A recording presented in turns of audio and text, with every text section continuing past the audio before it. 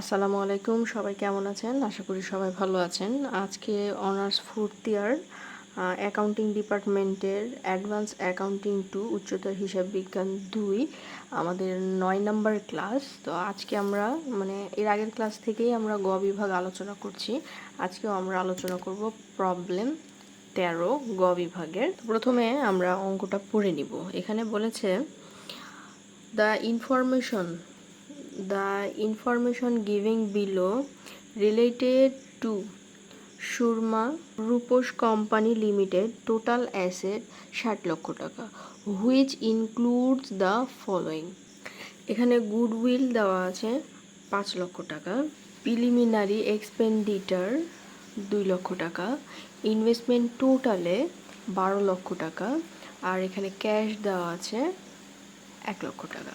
তাহলে আমরা এখানে পড়ব market value of investment amount two টাকা 15 লক্ষ টাকা অ্যান্ড দ্যাট ইনভেস্টমেন্ট ইনক্লুডিং টাকা 2.5 লক্ষ টাকা representing idle fund. The current liability of the company amounted to টাকা 11 লক্ষ টাকা। তাহলে এখানে আমাদের এতটুকু আমরা পড়লাম। এখানে লং টার্ম লোন দেওয়া আছে 5 লক্ষ টাকা, ডিবেঞ্চার দেওয়া আছে 10 লক্ষ টাকা, আর রিজার্ভ দেওয়া আছে 2.5 লক্ষ টাকা। এখানে সমন্বয় কিছু বলেছে the companies need profit during the last 3 ইয়ার হয়।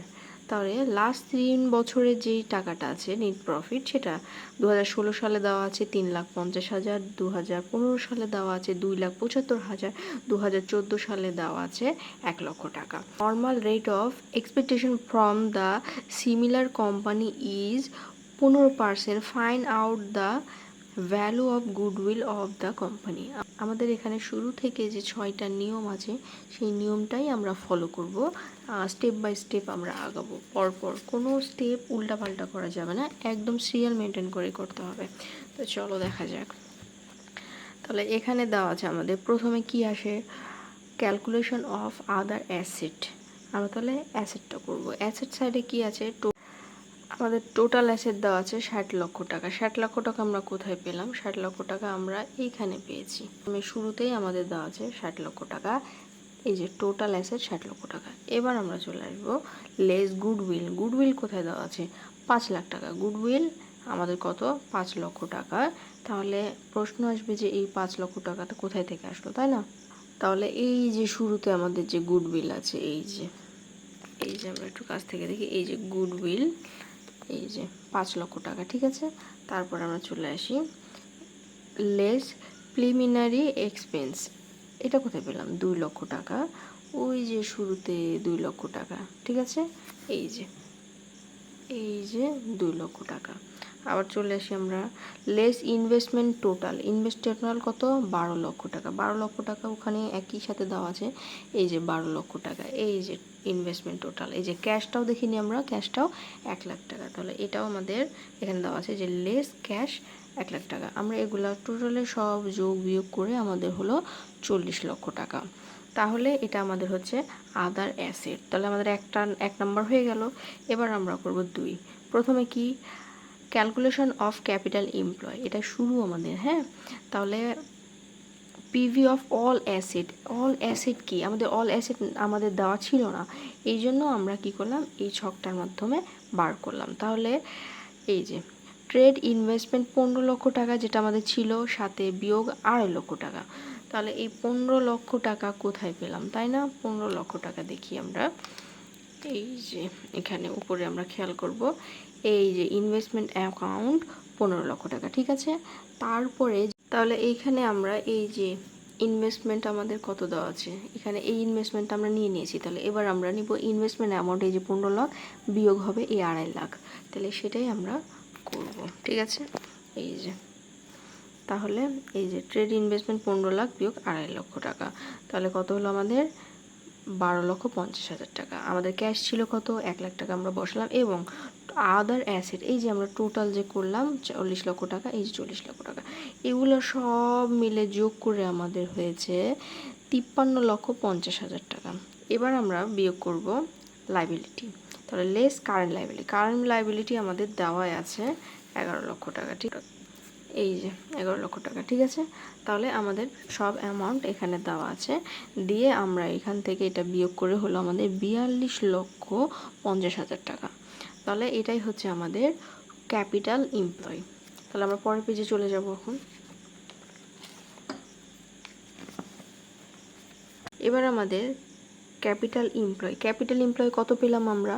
42,50,000 টাকা পেলাম, এটা বসিয়ে দিলাম। এবার আমরা প্রতিটা অঙ্কে আমি বলে দিই, এই যে less 1/2 of current year profit, এটা মানে যে মানটা আমাদের আসবে সেই মানের অর্ধেক নিতে হবে।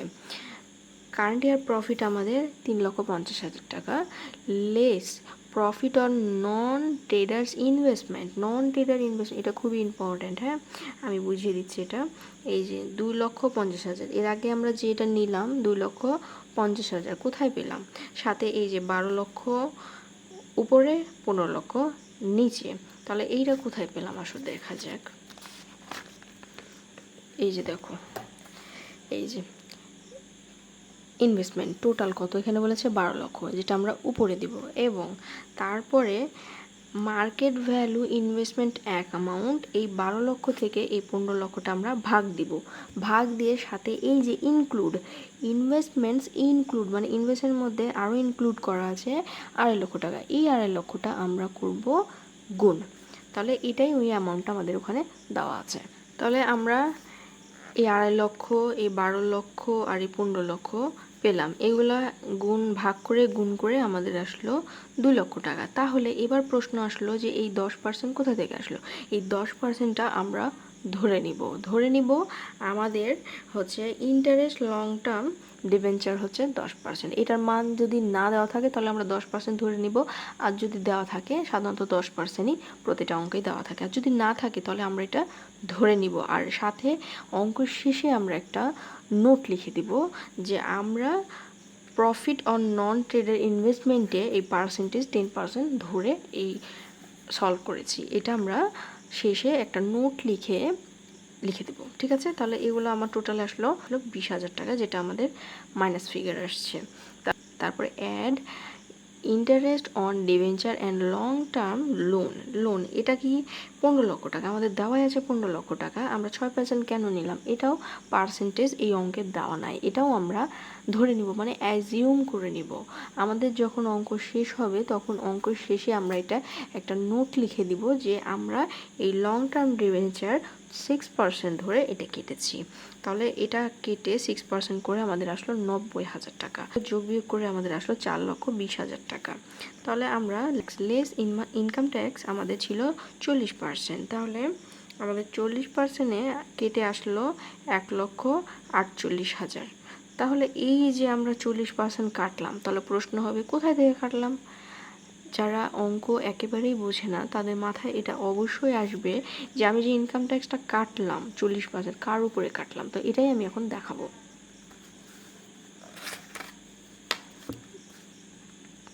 তাহলে এখানে তাহলে এটা আমরা এখানে করে দেখাবো, ঠিক আছে। কিভাবে করে দেখাবো?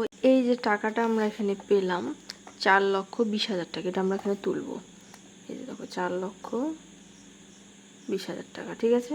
গুণন কত বলেছে আমাদের ইনকাম ট্যাক্স 40%, দিয়ে আমরা যে শিফট দিয়ে আনসার দেব। কত হলো আমাদের? এই যে দেখো, এই যে এমনটা বিয়োগ করে হলো আমাদের 2,52,000। এই 2,52,000 আমরা 2 ভাগ করব, মানে কি অর্ধেক করব। আমি শুরুতেই বলেছি যে মানটাই পাবো সেই মানেরই অর্ধেক করব। এটা গোটাটা আমরা বার করলাম, করে এটারে যে আমাদেরকে নিয়ম বলেছে 1/2, এটা অর্ধেক বার করব, মানে এখানে যেটা বার হলো সেইটার অর্ধেক মানই আমাদের এখানে আসবে, যেটা এটার সাথে আমরা বিয়োগ করব। তাহলে এই যে দেখেন 2,52,000 গুণন 1/2, এটার হাফ আমরা করব, ঠিক আছে। এইটা করব কি করে? এইটারও একটা, এই যে এটাও হয়তো অনেকে বোঝে না যে কিভাবে করবে, যে 2,52,000, ঠিক আছে। এই যে দেখেন 2,52,000 ভাগ 2 দিব, কত হলো? 1,26,000। এই যে দেখেন 1,26,000 মাইনাস ফিগার, এই যে 42,50,000 থেকে এই 1,26,000 বিয়োগ করব। বিয়োগ করে আমাদের উত্তর আসলো 41,24,000 টাকা। এটাই হচ্ছে আমাদের এভারেজ ক্যাপিটাল এমপ্লয়। তাহলে আমরা পরেরটাতে চলে যাই। তাহলে আমরা চলে আসলাম পরেরটাতে, calculation of average annual trading profit মানে AATP। ঠিক আছে, এভারেজ প্রফিট আমাদের কি কত দেওয়া আছে, 3,50,000, 2,75,000 যোগ 1,00,000 টাকা। এগুলো আমাদের সিরিয়াল দেওয়া আছে, ভাগ 3টা দেওয়া আছে, তাই 3 দিয়ে ভাগ। তাহলে কি হলো আমাদের টোটাল করে 2,41,667 টাকা। Less profit on non traders investment, এটা আমরা কত পেয়েছিলাম, 20,000 পেয়েছিলাম, মাইনাস ফিগার পেয়েছিলাম, তাই এখানে 20,000 বসালাম। তারপরে add investment on debenture and long term loan, এটা কত পেয়েছিলাম আমরা, 90,000 পেয়েছিলাম। আগের অঙ্কে ওই সেম, যদি মনে হয় এই যে এখানেই দেওয়া আছে, এই যে দেওয়া আছে 20,000, এই যে 90,000। ঠিক আছে, তাহলে আমরা এটা যোগ করব, যোগ করে আমাদের আসলো 3,11,667 টাকা। এটার সাথে আমরা ইনকাম ট্যাক্সটা কাটবো, লেস ইনকাম ট্যাক্স। এর আগে আমরা যেভাবে ইনকাম ট্যাক্স কাটা শিখেছি সেভাবেই, এই যে তাহলে আমরা কত নিব, আমরা নিব 3,11,667, এই যে গুণন 40% দিয়ে, এই যে শিফট দিয়ে, এই যে অ্যান্সার দিলেই হয়ে গেল আমাদের কত, 1,24,667। এখানে 6 দেওয়া আছে, 6 মানে যদি 5-এর বেশি থাকে তাহলে আমরা 1 ধরে নিই, এই জন্যে এখানে 7 বসেছে। ঠিক আছে, এগুলোই আমরা বিয়োগ করব, এই দুটা বিয়োগ করে আমরা পেলাম 1,87,000 টাকা। এটাই হচ্ছে আমাদের এভারেজ অ্যানুয়াল ট্রেডিং প্রফিট। তাহলে আমরা পরবর্তীতে চলে যাব। পরবর্তীতে আমাদের কি বলেছে, আমরা এবার বার করব calculation of normal profit. Normal profit মানে ACE গুণন normal rate of return. ACE কোনটা, এর আগের অঙ্ক আমরা বলেছিলাম যে ACE এটা শর্ট ফর্ম দিয়েছে, এই যে এভারেজ ক্যাপিটাল এমপ্লয় মানে ACE, এটারই মান কত পেয়েছিলাম আমরা, 41,24,000। এই 41,24,000-এর সাথে নর্মাল রেট অফ রিটার্ন যেটা আমাদের 15% দেওয়া আছে, ওটা আমরা কাটবো। এই যে নর্মাল প্রফিট ACE মানে এভারেজ ক্যাপিটাল এমপ্লয় গুণন NRR normal rate of return. তাহলে 41,24,000 টাকা গুণন 15% আমাদের কত হলো, 6,18,600 টাকা। তাহলে এবার আমরা এটা সুপার প্রফিট করব, ক্যালকুলেশন অফ সুপার প্রফিট। আমাদের AATPর মান কত পেয়েছি আমরা, এই যে পেয়েছি 1,78,000 টাকা, 1,78,000, আর এই যে এখানে পেয়েছি 6,18,600, এটা বিয়োগ করব, বিয়োগ করে আমাদের আসলো 4,31,600, এটা মাইনাস ফিগার এসছে আমাদের উত্তরটা। এবার যেহেতু নেগেটিভ এসছে, হ্যাঁ, সেহেতু আমাদের গুডউইলটা আসবে না। আমাদের উত্তরে যখন অঙ্ক নেগেটিভ আসবে তখন আমাদের গুডউইল হয় না, তখন কি হয়ে যায়, লস হয়ে যায়, তাই তখন গুডউইলের এন্ট্রিটা আসে না। আমাদের অঙ্কে যেহেতু বলেছে গুডউইল বার করতে, মানে এটা আমাদের অঙ্কে বলেছে গুডউইল বার করতে, তাই আমরা এখানে একটা নোট দিয়ে দিব, since super profit is negative, so there is no goodwill, মানে কোনো গুডউইল নেই। এর আগে আমি বলেছিলাম যে আমরা যে 10%, 6% ধরেছিলাম, এটার আমরা ছোট্ট একটা নোট দিব, এখানেও দেওয়া আছে, এই যে ঠিক আছে, এটা note. It is assume that the rate of interest of long term loan and debenture is 10%. 2. It is assumed that the rate of non-trading investment is 6%. Idle fund investment taken as non-trading investment. আমরা যখনই কোনো জায়গায় কোনো মান পাবো না, অঙ্ক করার সময় এমন হতে পারে যে কোনো মান আমরা পাচ্ছি না, আমাদের সমস্যা হচ্ছে বা বুঝতে পারছি না, তাহলে আমরা তখন কি করব, পার্সেন্টেজ দেওয়া নাই, আমরা জানি যে এখানে 10% হয়, এখানে 6% হয় বা 5% হয়, বাট ইনকাম ট্যাক্স 40% হয়, এগুলো ফিক্সড, এর উপরে বেশি হয় না, একদম ফিক্সড। প্রতিটা অঙ্কেই 10% দেওয়া থাকে, 40%, হাইস্ট 50% ইনকাম ট্যাক্স দেওয়া থাকে। সো সেই অনুযায়ী যখন যদি মান না দেওয়া থাকে তাহলে আমরা ধরে নিব, আর ওই ধরে নেওয়াটাই আমরা এইখানে করব নোট, ছোট্ট একটা নোট। তাহলে আশা করি আজকের ক্লাস তোমরা বুঝতে পেরেছো। আমরা পরবর্তী ক্লাসে আবার একটা গ বিভাগের অঙ্ক আলোচনা করব। আজকের ক্লাস এত দূরই, পরের ক্লাসে আবার দেখা হবে। আল্লাহ হাফেজ সবাইকে।